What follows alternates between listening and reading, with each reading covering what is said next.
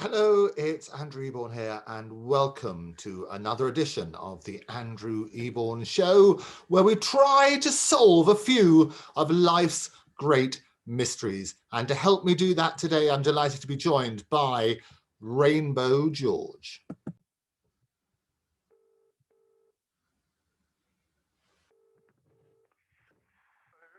Hello, George, it's Andrew. Hello, Andrew. How are you? I'm not too bad. How are you? Oh, I don't know. I don't know.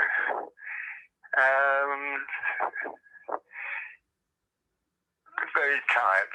Yeah, you mentioned you were tired last time, and we had a very interesting chat, and you said you wanted to talk to me about Lord Lucan and Lord John Bingham, 7th Earl of Lucan. You said, in spite of your own issues and launching the Us channel, the Us party very soon, you said you wanted to reveal some special secrets about John Bingham, the 7th Earl of Lucan, who disappeared on the 8th of November 1974.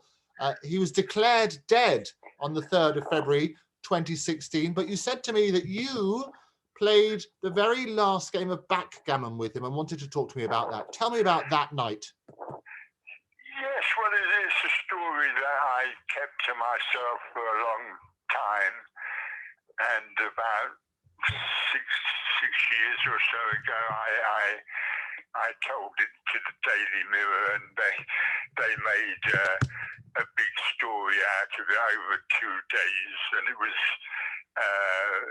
ridiculous what they printed. They put all sorts of words into my mouth that were never there, and it was a very simple story. It was the day before it all kicked off, late that afternoon. I was playing backgammon with Lord Lucan, and I could see that his mind wasn't on the game. He was playing really badly, and he went off for a toilet break, and I asked one of his friends what the matter with him was, and his friend told me that he'd gone to Harrods the day before, and he bought a kitten for his 3 children. He was living round the corner from where they lived, and his wife had got custody of the children. Anyway, he bought this kitten, and a few hours later it came back through his letterbox with its throat cut, and I'm convinced that's what sent him in the direction that he went in. And the story was as simple as that. And you say the paper got it wrong. What did the paper say? I can't even remember. As I say, they did about 3 or 4 pages over 2 days, and they just made everything up.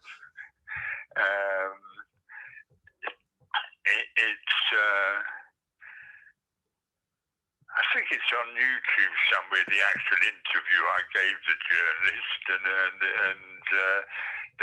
that's up there somewhere. So clearly, your own words, people can hear your own words, and that bit you maintain that story, yes? Yes. Okay. That was the story I told. The story I never told is that Lord Lucan could speak fluent Yiddish, and it was just I never discovered when or how he learned Yiddish, but he was very fluent. Memories. So how did you first? I'm just thinking of. Yeah. Well, think, George. I mean, how did you first meet him? How did the relationship start? Well, I was spending a lot of time at the Claremont Club in Berkeley Square and playing backgammon, and I was like hooked on the game, and I'd been around Lucan for a couple of years, but we'd never played with each other, and we started playing with each other just a few weeks earlier, and I liked him. I like Lucan. And what sort of things, when you were playing backgammon with him, what sort of things did you talk about? Well, we really didn't talk much. We didn't get into any deep discussions. My best memory of him was he was playing. He was playing in a chouette. It means you have like 4 or 5 players playing in the same game, and he won a very big game, and the very next game he lost all that he'd won, and he just said, "The Lord giveth and the Lord taketh away," and that's my most memorable quote of anything he said. So how much money would be staked on these games? Well, that particular game, it amounted to about £1,000,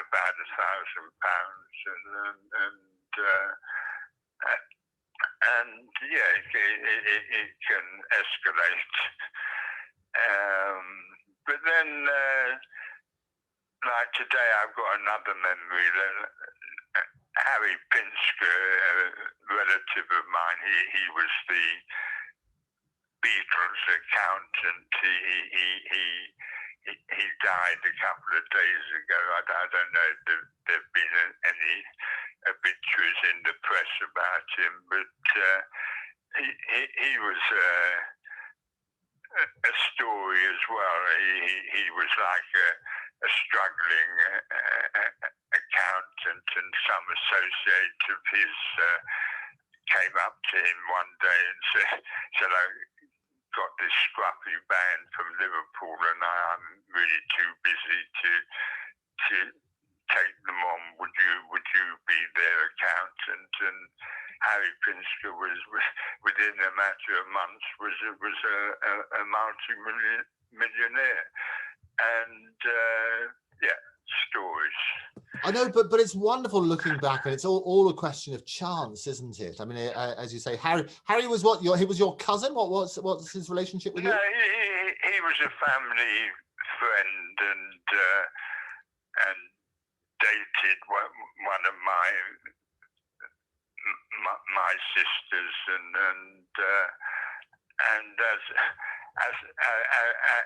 as life went on, he married and had 3 daughters, and one of his daughters married one of my nephews. So there was links to Harry Pinsker.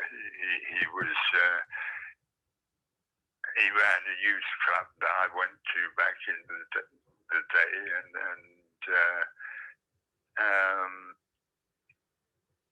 a character.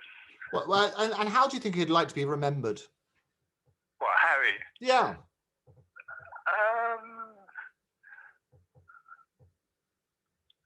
Fondly.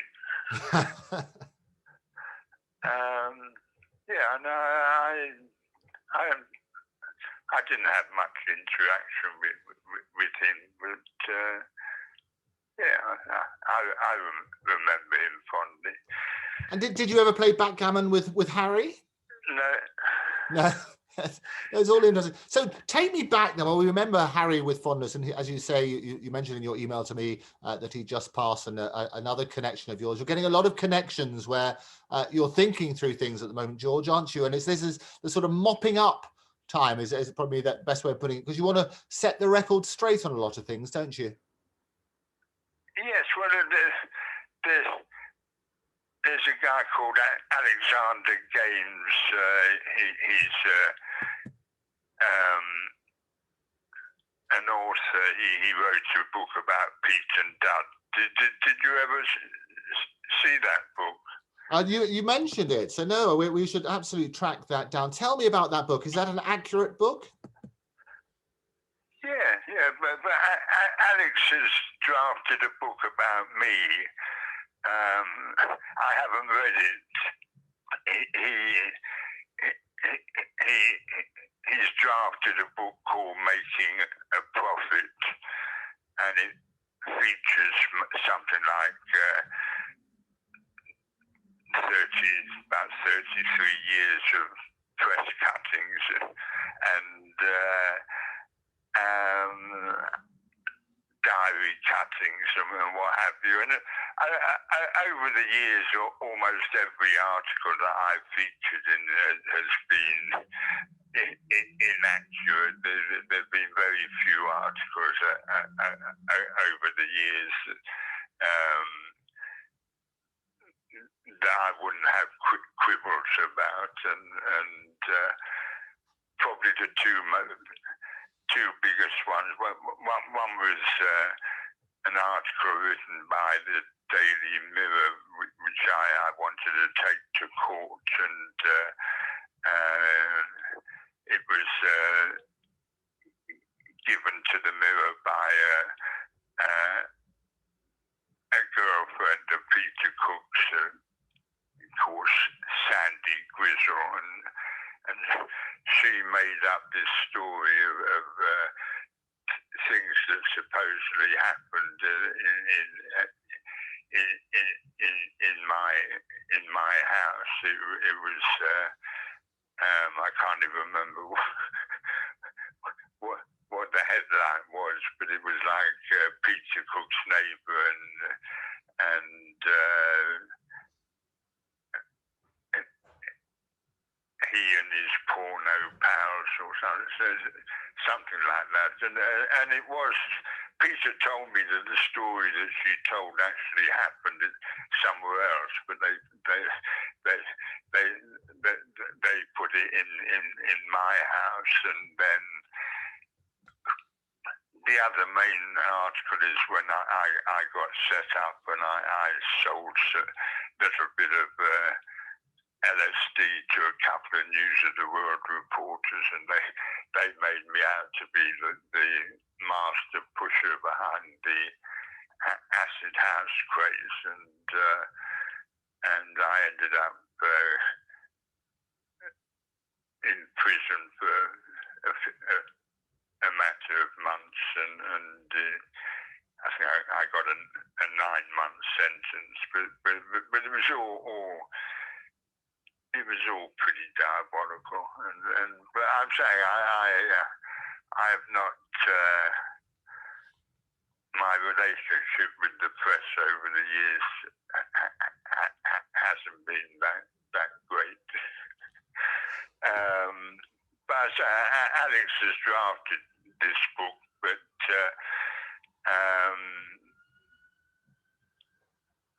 he hasn't put straight anything that should have been put straight, but still.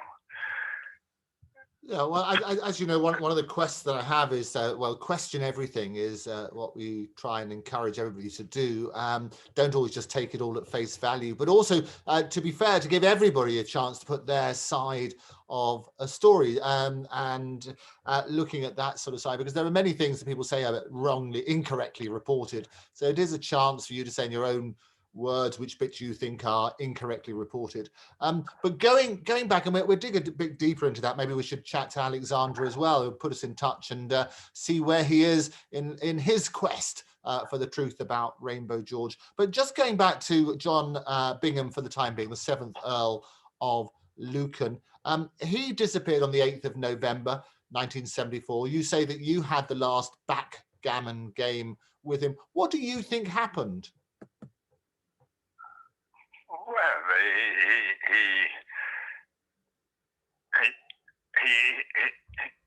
he he was resolved to uncreate his wife and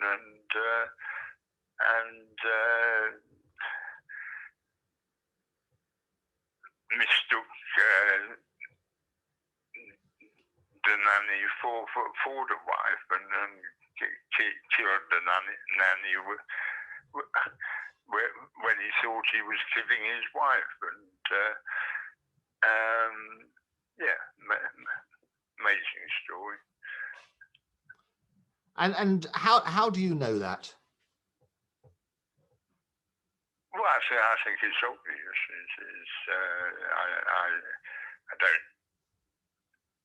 I don't know it for sure, but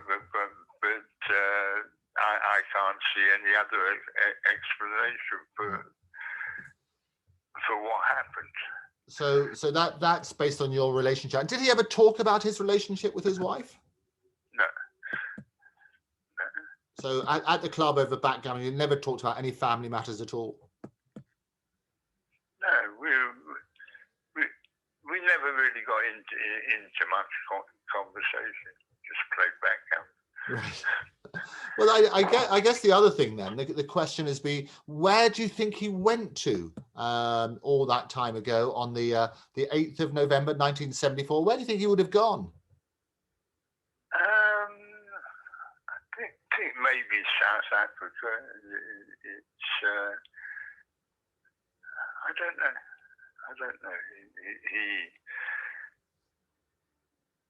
He had his people. He had people that would have helped him, like John Aspinall and others. But I really don't know. And that's one of the sort of great mysteries, isn't it? Because all that happens is people can speculate. I mean, when you say about South Africa, most people, when they travel anywhere, obviously they're going to leave a trail. To get into South Africa was not that easy. Traveling backwards and forwards, airline tickets would have to be purchased and things like that. It should be fairly easy to track him down, you would have thought. Yeah, but he might have killed himself.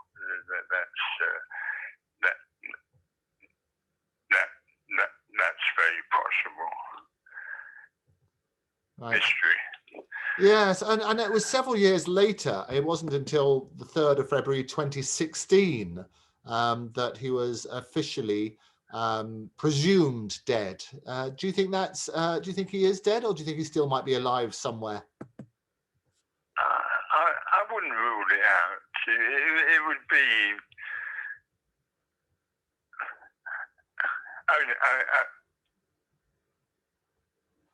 His son would know if he was still alive or not. Well, he would, and he wouldn't be that old. I mean, he was born on the 18th of December 1934, so that would make him 86 today. It's not that old, is it? It's old enough. Well, it is old enough, but people living on to 100. We have all sorts of people going forward. So I think 86. There's every possibility he could still be alive. It's possible. I don't know. It is all speculation. Is there anything else you would like to add about your memories of Lord Lucan? No. No, I said just that one time, the Lord giveth and the Lord taketh. As a result of the £1,000 bet that he won first of all, and then lost it all in the next match. And you mentioned about, I mean, there's a horrible story about the kitten. Who do you think might have done that to the kitten?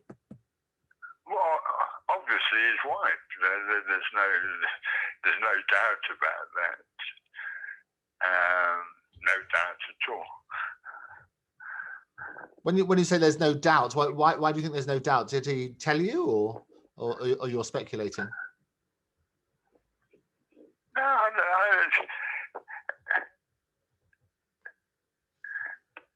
has to be the truth. It's who else would have cut the kitten's throat and posted it to his letterbox?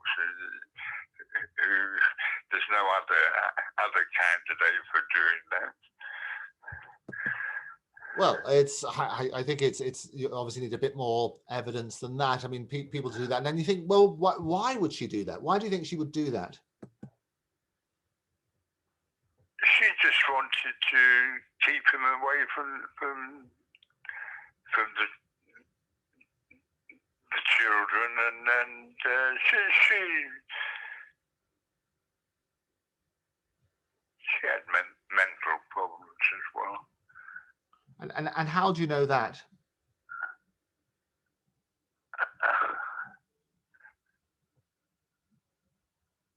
I don't know anything. Oh, okay. But did he mention that to you, or that, again, is that speculation? I'll say things that have been written about their history, and yeah. It's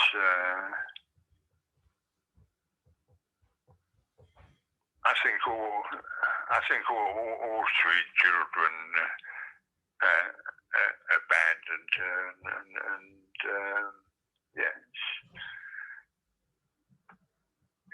yeah. It's a sad story. Oh no, it's a horrendous story, and and the more that you've talked to people, the more that you might get closer to the truth. But just as you were saying, that sometimes the press haven't given an accurate account of events without having the benefit of all the different evidence before us about what might have happened with Lord Lucan's wife and whether she did actually do it rather than speculation.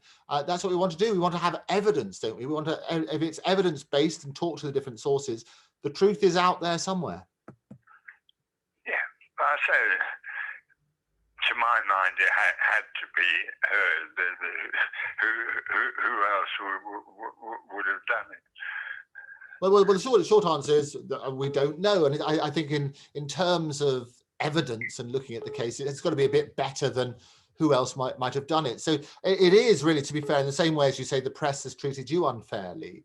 I think in terms of Lord Lucan's wife, I think you would need to have a bit more concrete evidence, wouldn't you? That's fair to say.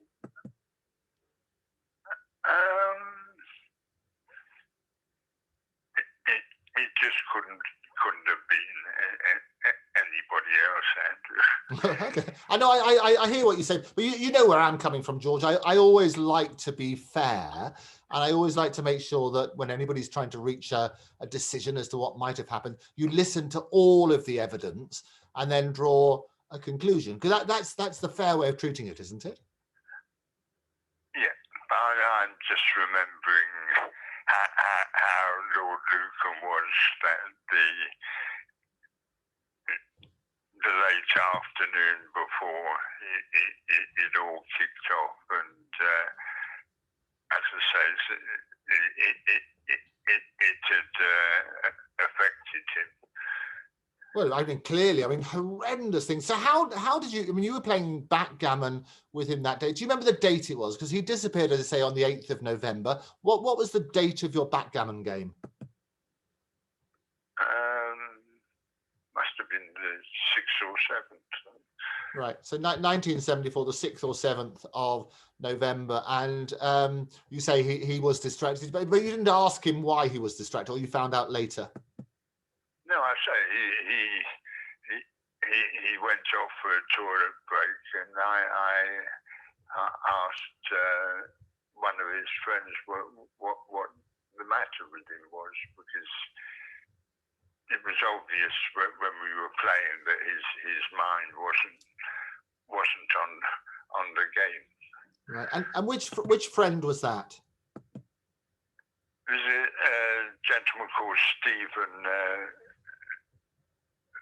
Rayful. Stephen Rayful was something in the city.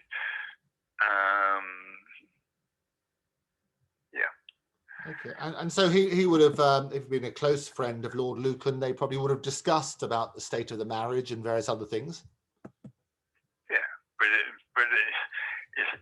was what had happened on that day that we were playing, on the day that that we were playing, the kitten had come through his letterbox with its throat cut. So it was all linked to what happened that day. Right. And what sent him in the direction that he went in. Yeah. So I mean, a number of bits on there. I mean, as you say, it's sort of speculation, unless Stephen himself saw it firsthand. It was speculation about the wife may have killed the kitten. It was speculation about whether Lord Lucan then killed, assuming that it was his wife, and then it's speculation as to where he may go or may have gone. Is that fair to say? Yeah, sure. All a mystery story. It is a mystery. But again, if anybody's got more information on that, as I say, we can gather the evidence. That's the only way you can get to the bottom of these great mysteries, is to talk to as many people as possible, and see what might happen. But in summary, what you can say is that you, because you were there, you were playing with Lord Lucan, but possibly his last game of backgammon. You're not aware of any other ones, and he seemed distracted. And you were told by Stephen that the reason he was distracted was because a kitten had his throat slit and posted through his letterbox. Is that the fair summary? Yep. Okay. Pretty gruesome stuff, but the positive thing is remembering your friend Harry, who was the Beatles accountant, who was connected to your family, was first of all going to marry your sister, and then in the end, one of his offspring married one of your sister's offspring. Is that fair to say? Yep. There you go. So there's the connection there. And the final bit for today is that... and if you just Googled Harry Pinsker, Harry Krishna, the Beatles did a version where they substituted Harry Pinsker for Harry Krishna, and that's up there somewhere. Oh, fantastic. There you go. So that's a good accolade. He must have quite liked that, didn't he? Yeah. I think it's rather, was he a Beatles fan, or was he just a fan of having a job? Oh, no, he became a fan of theirs, and very much part of their success story. Wonderful. And you say he made many millions out of it? Yeah, very quickly. And, yeah, just chance. But to me, everything is scripted. Whatever happens is meant to happen. And we're living in crazy times, and everything that's happening in America, and the whole COVID thing, which I just think is just the reaction to it is just crazy. When it's all over and people look at the figures, I mean, the average age of people that are dying is at 82 and a half, I think. Well, it's if they hadn't told us the virus existed, nobody would notice any difference, in my opinion. Well, I think the big thing now as well, though, George, is that a lot of people know people who have been affected of all ages. I mean, I know a number of people from all sorts of different walks of life, all ages, who themselves have contracted it. Yeah, but they haven't died. Well, no, sadly, some have. And how old were the ones? Well, there was a chap called Ed Hood, who was in his he was like my sort of age, really, so quite a youngster, and he was fit and healthy. I mean, it might have had some underlying conditions, but but he died sadly at the end of November last year.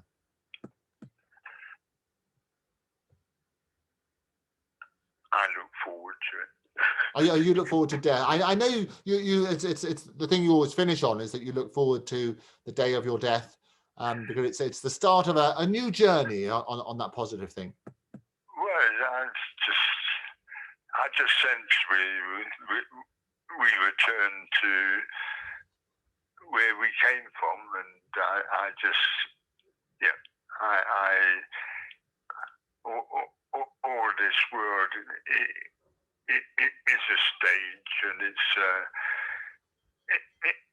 7-act play, and 5 of those acts are in the past, and we're living, I'm made to suppose, towards the end of the 6th act of a 7-act play written by a supreme being who has a truly wicked sense of humour. Yeah, and I think, well, it's always good to get those mysteries. They say, well, Lord Lucan, 87 he would have been, because it was 18th of December that he was born in 1934, so he would have been 87. So you think he's up there looking down on us at the moment? Is that your thoughts? Yeah, he's maybe even listening to this phone call.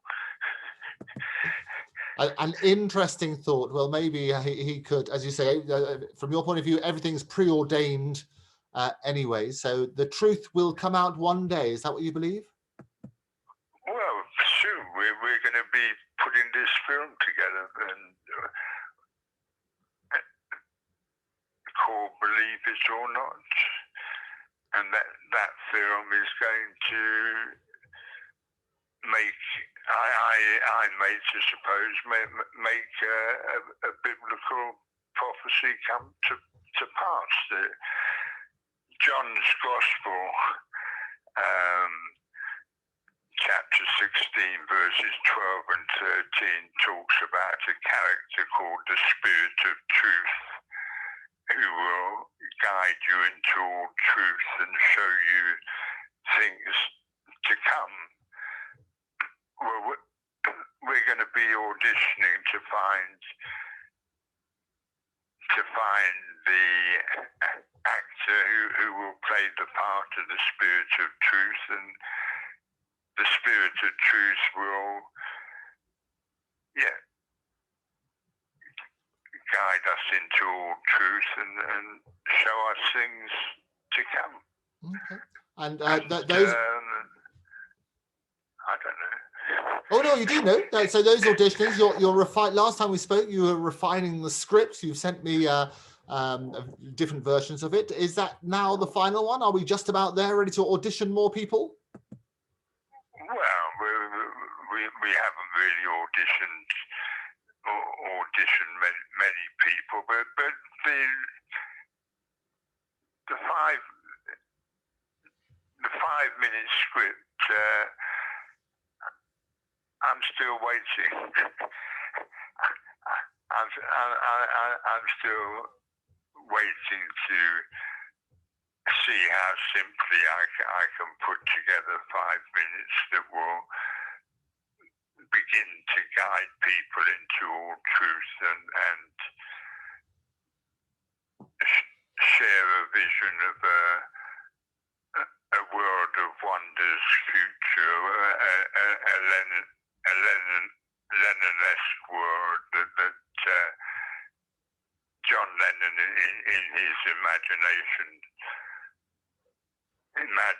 song said, imagine there's no countries. It isn't hard to do, and I do. I have been made to imagine a future world that has no countries in it, a world of wonders that has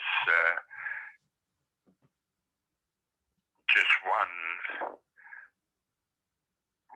currency in it called the Wonder, an electronic currency called the Wonder, and has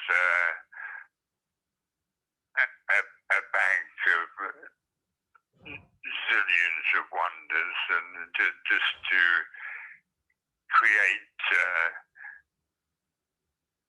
create an artificial intelligence, the ultimate artificial intelligence, a truly loving God that looks after everyone, gives everybody, say, their daily bread, and take it from there. 100 wonders, give everybody 100 wonders, so guarantee that nobody on this earth can be money poor, and I genuinely suppose that is the future, and the Spirit of Truth will explain it a lot better than I can. Well, and we touched on this last time. I know that they poo-pooed the idea of your 100 wonders when you were on the radio show, but actually it was then pointed out by an economist that Andrew Yang had similar thoughts as to how that happens. But you yourself pointed out, George, look, you're not an expert as to how you might bring this to fruition, but you can come up with the ideas. Yes, but I'm just not a very good communicator, and but the Spirit of Truth will be, and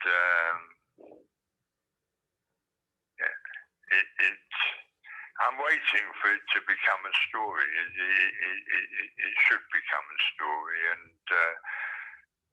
really looking forward to April the 14th and launching the US party, and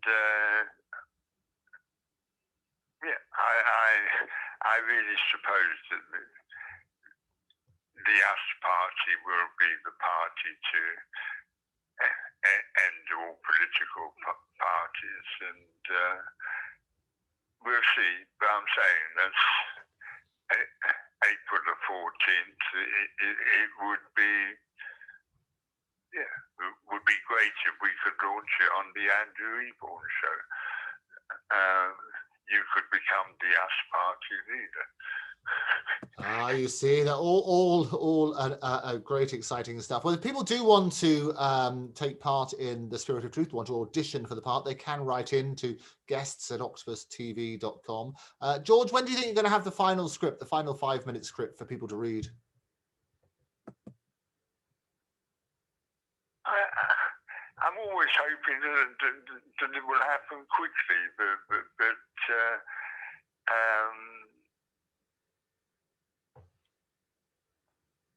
a little far off. I mean, you've done a few drafts of it already, haven't you? So I think we can start getting, and let some of your people in. You were going to get hold of Russell Brand as well. He was one of the people that you quite fancied doing it, wasn't he? Yeah, I haven't managed to speak to him. I haven't spoken to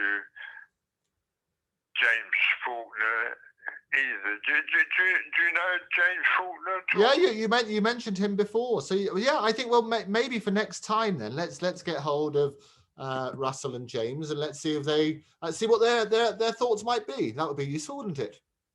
Yes. No. The 5-minute audition script has got to be really special. Yeah. Well, we can get that out, and then you can. We can put that script out, and then people might want to send in their own versions of it, and then you'll have the luxury of choice, which is always good. Choice is an illusion. There is no choice. Because everything's preordained. That's what you were saying beforehand. Yeah. That's the story that the Bible is telling. It all links to Shakespeare, and all the world's a stage, and all the men and women merely players. They have their exits and their entrances, and one man in his time plays many parts, his acts being 7 ages.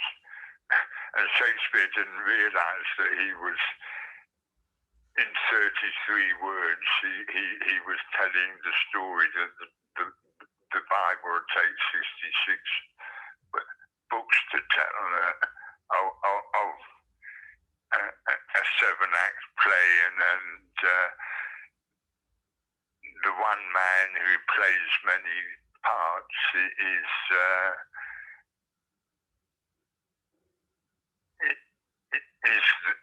the god of this world, and the god of this world is aka Lucifer, Satan, the devil, plays many parts in the mythical Bible stories, because almost all the stories are mythical. And but he starts off by playing the part of the serpent in the Garden of Eden, and ends up playing the part of Jesus on 4 different crosses. And in the book of Acts, it says 3 times that he was hung from a tree. And each gospel in the book of Acts, they're clearly designed to contradict each other.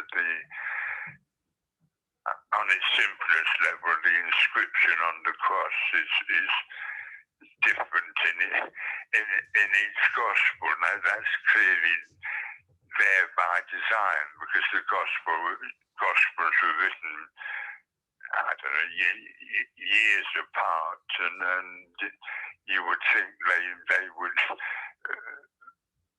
be written to be made to agree with each other, but they're clearly designed to contradict each other, and they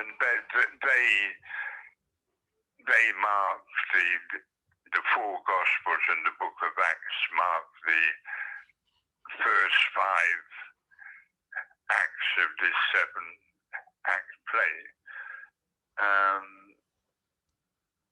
It's not complicated. Oh no, it sounds very straightforward. So one final question then, George. You will be back, and say we've in many of our interviews, I think we've covered lots of these things, and I always say like to get evidence from the source, so it's not as you say misrepresented or misquoted or anything. So these are your words. The final question then, because you mentioned about Lord Lucan, you wanted to clarify what happened that night. Who won the game of backgammon?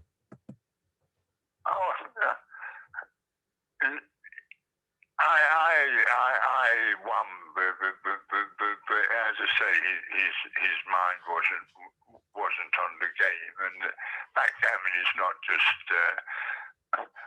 one game. You play many games.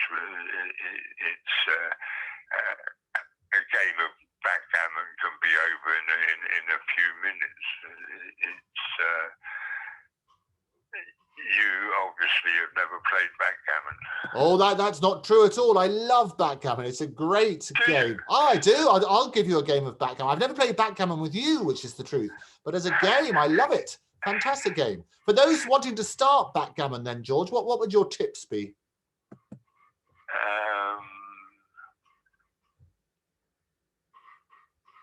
What would my tips be?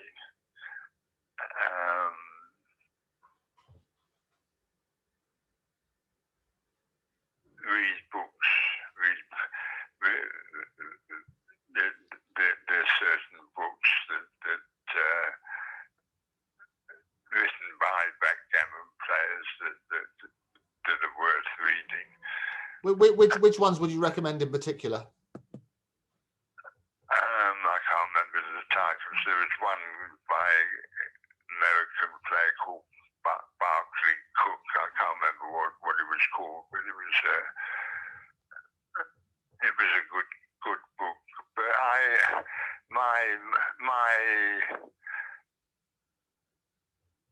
my memories of the Claremont Club, I mean,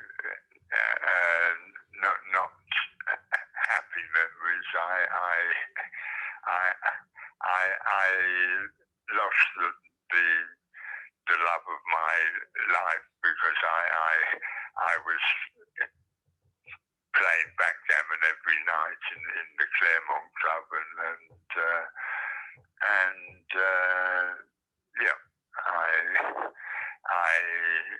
yeah,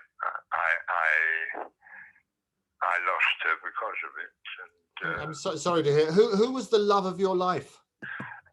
she was an Irish girl called Penny, and she was a secretary of college in Hampstead. She comes from a very wealthy Protestant Irish family. They controlled all the oil that came into Ireland. Their company name was Maxwell, and I think they made originally a penny on every gallon they sold or something. So anyway, Penny in 1971, I was coming out of a fruit shop in Hampstead. I was with my Labrador dog Geronimo, and this very pretty girl was walking past, and I extended my bag of plums and I offered her a plum, and that's how we met.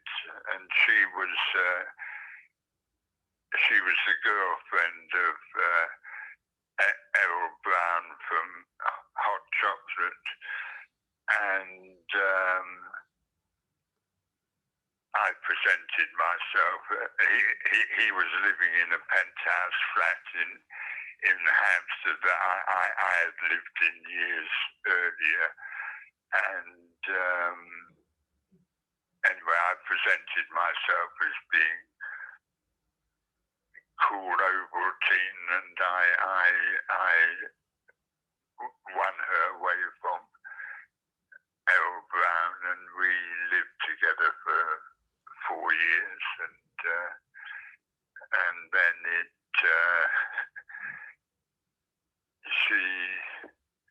she left and went back to Ireland, and I pursued her. I moved over to Dublin, and it's a story. I call Ovaltine not Hot Chocolate, but it was Backgammon, you say, was the downfall, even though it's a fantastic game.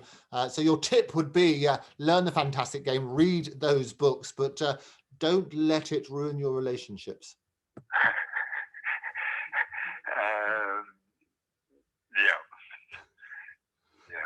Good. George, thank you so much for joining me again.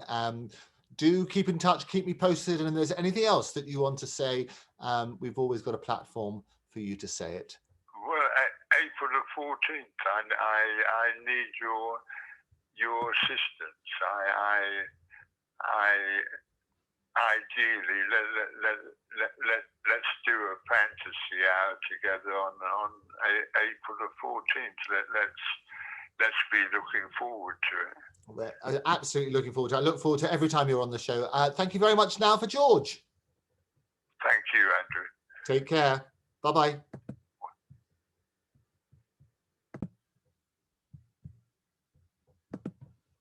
So thank you very much again to Rainbow George. A little bit of light on what may or may not have happened to Lord Lucan on that fateful night. The last game of backgammon that he had, and a few words of warning about backgammon. It's a great game. I love backgammon, but like anything, don't let it overtake your life. If you'd like to be a guest on the Andrew Eborn Show, write to me at guests@octopustv.com. That's guests@octopustv.com. Don't forget to follow me on the usual platforms at Andrew Eborn, at octopustv, and you can subscribe on YouTube and Dailymotion and everywhere else. But for me, for now, thank you for joining me. I'll see you next time. Bye-bye.